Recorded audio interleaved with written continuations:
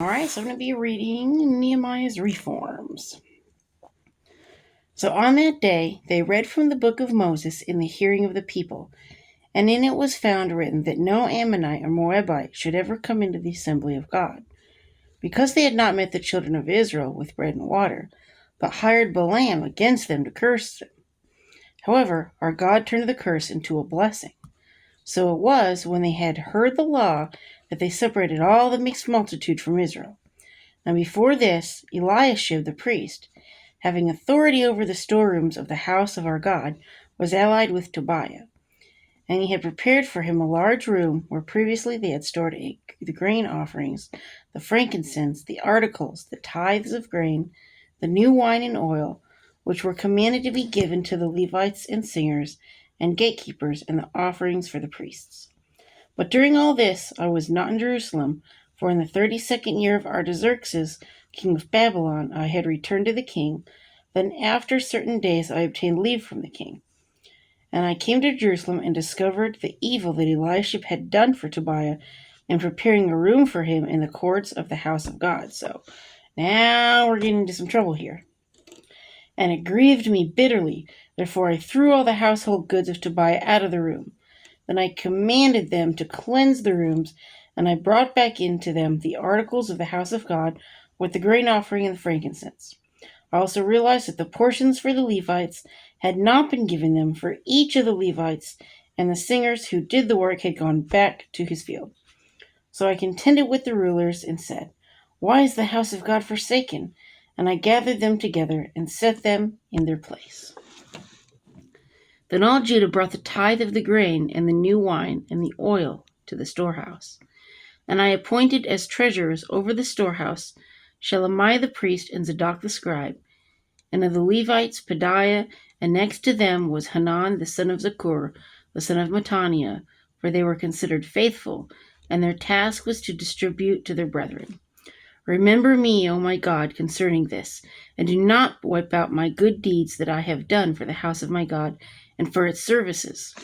In those days I saw in Judah some people treading wine presses on the Sabbath, and bringing in sheaves, and loading donkeys with wine, grapes, figs, and all kinds of burdens, which they brought into Jerusalem on the Sabbath day.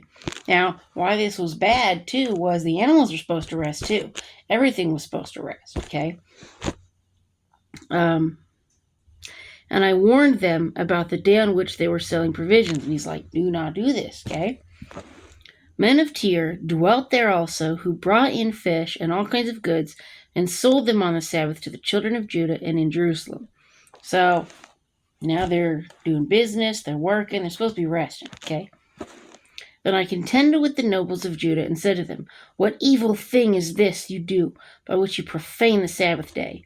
Did not your fathers do thus, and did not our God bring all this disaster on us and on this city?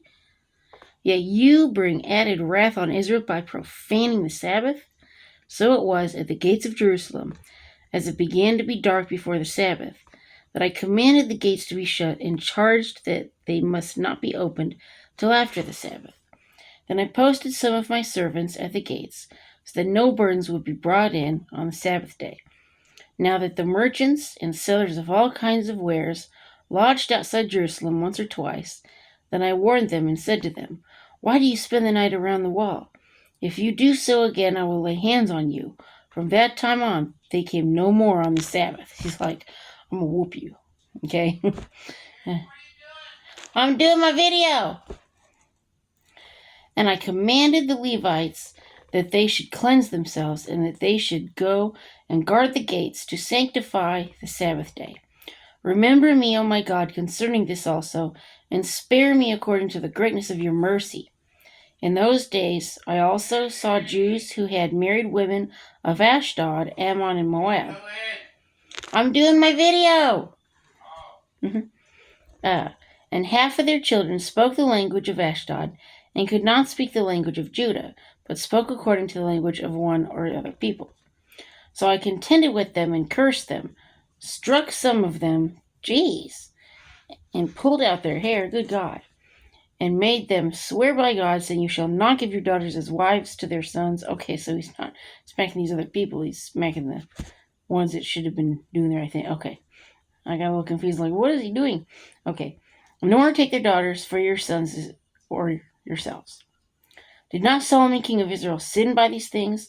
Yet among many nations there was no king like him, who was beloved of his God, and God made him king over all Israel. Nevertheless, pagan women caused even him to sin. Should we then hear of your doing all this great evil, transgressing against our God by marrying pagan women? And one of the sons of Jehoiada, the son of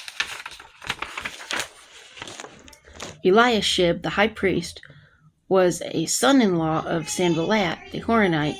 Therefore I drove him from me. Mom, what you doing? Doing my video. I'm almost done. Oh. Remember them, O my God, because they have defiled the priesthood and the covenant of the priesthood and the Levites. Thus I cleansed them of everything pagan. I also assigned duties to the priests and the Levites, each to his service. It's like, this is what you're supposed to be doing. And to bringing the wood offering and the first fruits at appointed times. Remember me, oh my God, for good. So, he's the only one that really stood up for God and said, this is what you're supposed to be doing. Mom, she's doing her thing. Why are you trying to poke me with that? You know what? I'm gonna beat your butt. So, yeah. If you break that lie, you're going to be in trouble. You're going to be the one fixing it, not me. So, anyway, thumbs up, like, and subscribe. And peace.